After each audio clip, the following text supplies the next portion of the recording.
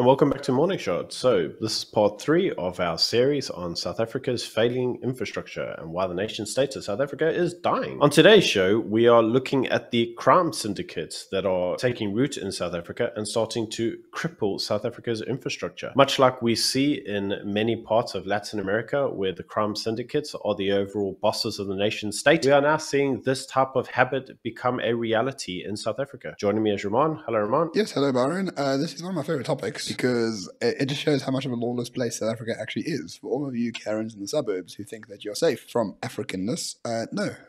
No, you're certainly not. So in Africa, two things happen in tandem. Number one, there's a strike for something because people want more money, which we get. So it happens all over the place. But during the course of that strike, other things happen that are not normal. And it is best amplified by this comment in this article, where even before the strike started, but mostly during the course of the strike, Transnet was operating well below target due to shortages of locomotives, poor maintenance, and lack of spare parts for trains, copper, cable theft, and vandalism. So what you have is you have a normal strike, but at the same time you have strikers or people, syndicates, destroying the very infrastructure on which Transnet or Eskom or whatever the case might be is predicated on. You're paying more for increased wages, but you're producing less because the infrastructure is just going to shit. What you should take from this is that the habit of crime syndicates embedding themselves into the state and crippling the state from within is something that's commonly seen in Latin America. And in Latin America, they are able to do this because there's no police force, and the police force is corrupt as hell. How does that tie in with South Africa? Lo and behold, we have no police force, and the police force is as corrupt as hell. What that means is that the breeding ground for this type of habit has already been set. The stage has already been set, and so the crime lords have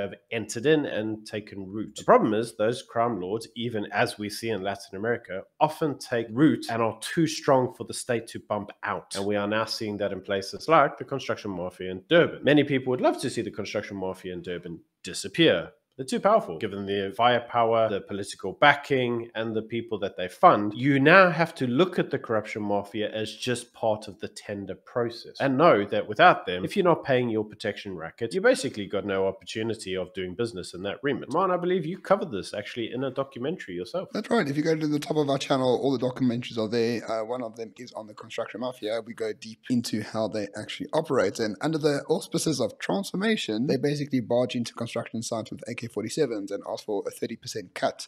Otherwise, they'll just shoot everyone in sight.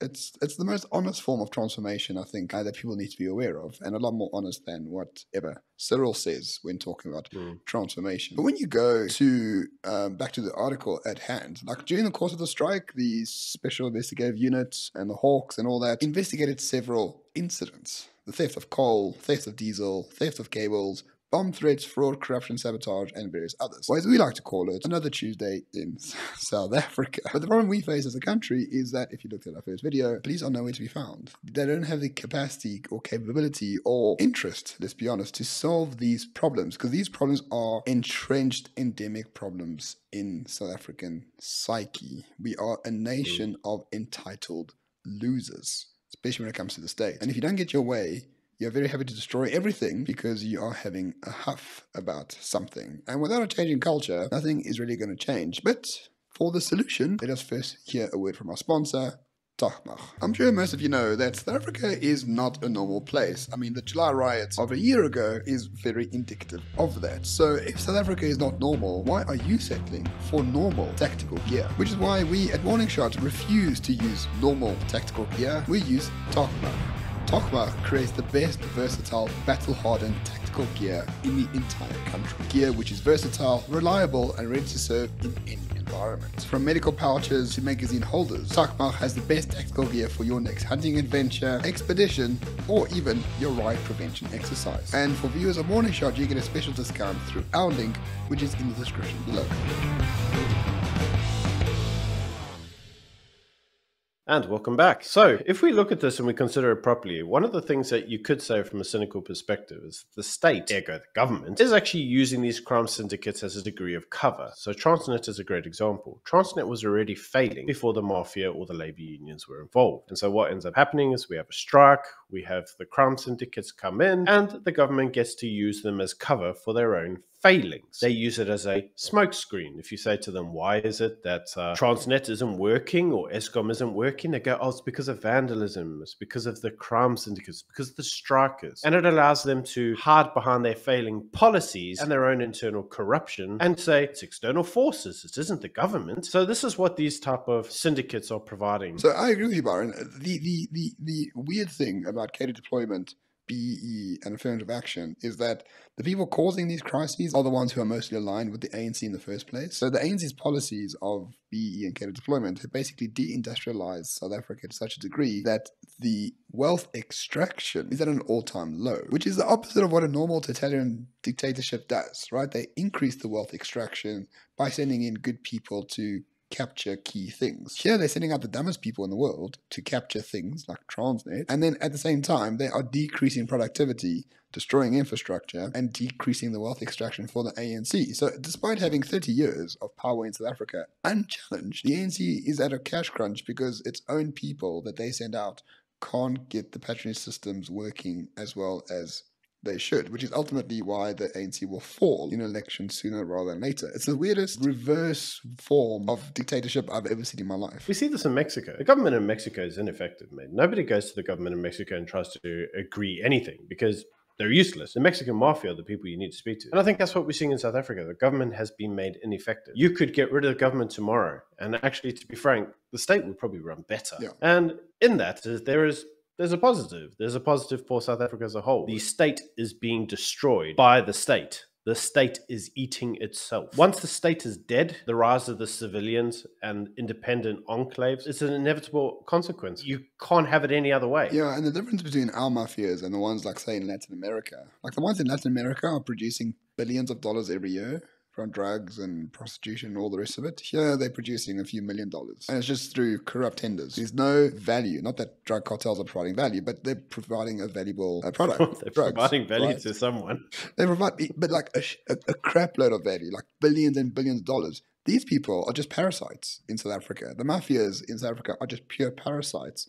Once you cut off the funding, I don't know where those parasites will go. They might move to other sectors. But at the end of the day, it's not a very smart strategic business move to only worry about being a parasite. But unfortunately, that's all they really are. The irony in most corrupt countries is that they do provide some infrastructure so that there is still a degree of wealth generation. You have to have some form of wealth generation in order to steal something. Look, South Africa isn't unique in that every country on the globe has forms of corruption. Every country on the globe has some form of wealth extraction by the corrupt. But what South Africa does is it doesn't allow the growth or the regeneration of wealth anywhere. We just take, and eventually the host has to die. Yeah, exactly. And if you read like a book called The Dictator's Handbook, which is phenomenal, by the way, it explains how dictators work and how they're able to stay in power for such a long period of time. And it's actually very simple. Yeah, you build your coalition, you fuel them with patronage. To increase that patronage, you give basic education, you give relatively low taxes, you give a lot of social services to make efficient tax slaves. You want to build a growing economy, you want to tax them more, you want to fund your patronage network, and you can control the country for decades. Cuba is a good example of this. Half the African countries are a good example of this. In South Africa, they destroy the entire base for tax slavery and therefore can't sustain anything. One of the great things about South Africa is the chances of having a totalitarian government here is almost non-existent because any of the conditions required for it just don't exist. Let's send in the army. What army? Let's send in the police. What police? Let's have a surveillance state where we spy on everything. We've got to turn the electricity on for that, and we don't even have electricity. The chances of having a surveillance state here they're just non-existent, mate. At the end of the day, we've said this once, we'll say it twice. We live in the freest country on the planet. Not by design, but just because it's so screwed that the host is dying. The nation state is dying. And the opportunities that arise out of that are astronomical. They're huge. So what you're going to find in South Africa, which we find today, is a lot of decentralized, small mafia criminal syndicates. They're interested in hijacking cars. They're interested in being of the construction mafia. The construction mafia in KZN has no bearing on my life whatsoever. Like, I'm a part of that group.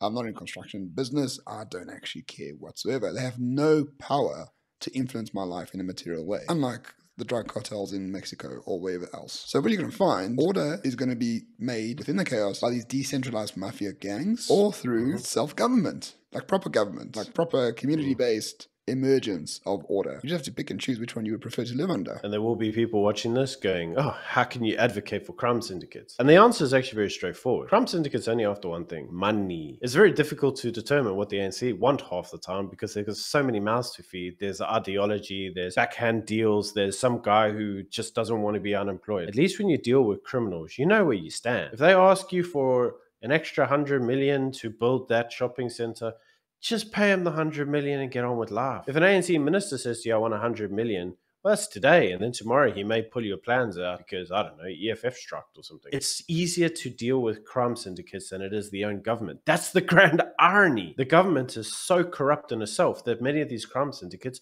are more secure to deal with. And the construction industry has found that out through the construction mafia. So we will see where this leads us. But essentially, South Africa is collapsing. This is part 3 of 3. During that period of collapse, you should be very grateful that you actually live here because the opportunities are just sky high for us and just globally.